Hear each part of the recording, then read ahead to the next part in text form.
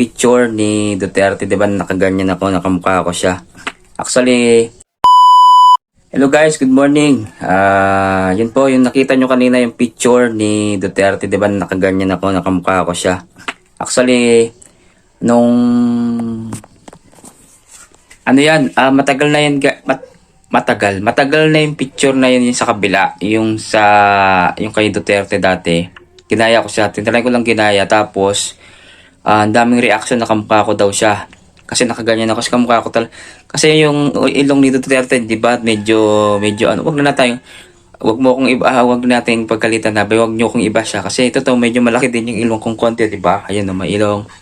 Tapos yung palong niya kasi ito, kamukha din niya. Kasi yung ganyan ko, oh. Yung ganyan. Ako daw yung Duterte maliit daw, maliit. Yung parang bata, di ba? Pero actually nung pumunta kami sa Davao dati, sa Davao, galing ako ng Davao. Ipapakita ko dito yung mga picture namin at saka yung kay Duterte na kamukha ko siya. Punta kami sa Davao ng January 24. Tapos 4 days kami doon, kasama ko yung mga team ko, Team Zombie nga. And then siyempre marami kami ginawa doon sa Davao. Namigay kami sa mga tricycle driver kasi ako, alam mo naman ako, mahilig ako sa mga tricycle driver, sa mga ganyan. Pinriority namin sila. Tapos, dapat doon nandun si Duterte. Kaso, nung time na yun, dapat pupunta kami doon. Kaso, ang problema, parang may issue dati na parang, alam mo yung mga bomba noon dati.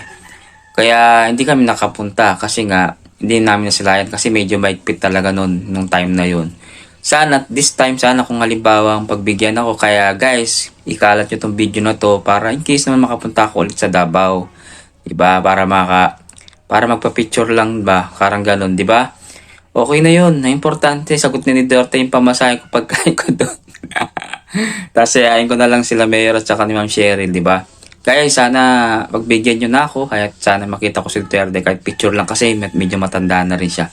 Kasi matagal, isa sa pinaka-idol ko talaga na presidente si Duterte kasi marami siyang nagawa, promise guys. Isa sa mga kahit may mga nagawa siyang medyo masama na, masama na parang yung mga nakakabuti din sa ibang tao, di ba? Yung drugs, number 1 yung drugs, ang dami, di ba?